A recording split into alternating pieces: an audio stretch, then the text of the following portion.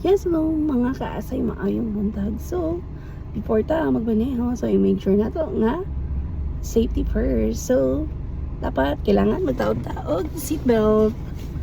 Isking, halora atong atuan.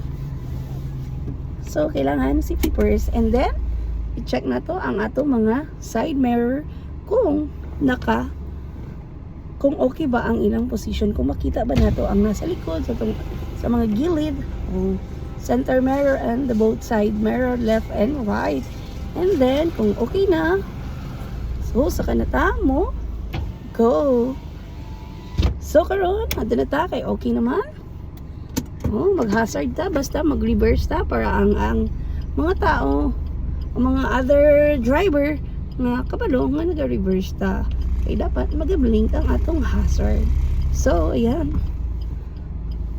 so we're going. So dapat amping pud ta kung mag-reverse ta, dapat left and right. Check na to, tanaw na to kung may mga sakyanan ba o wala. Okay, so yan, papunta na tayo na ngayon ng work. So let's go. After, make sure nga ano na ka, so i-turn off na nimo ang imong hazard.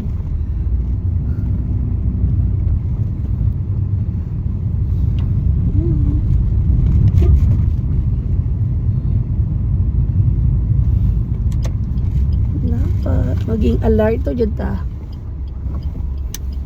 sa atong pagmaneho. Dapat defensive and offensive driver jud ta, kay lisod na amping ta kanunay kung magmamaneho ta. So ayan, going. So doora ni ha. So usually pag balay ra ko atong sa trabaho, wa jud ko ga seat belt kay doora man.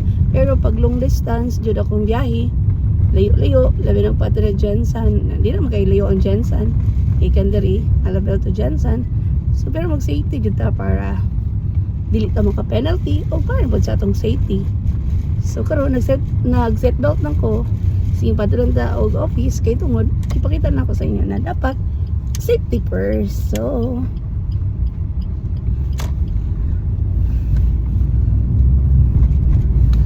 yan, lapit na tayo. May pandesal, nagbebenta ng pandesal. Papapdol. May nindot kayong music.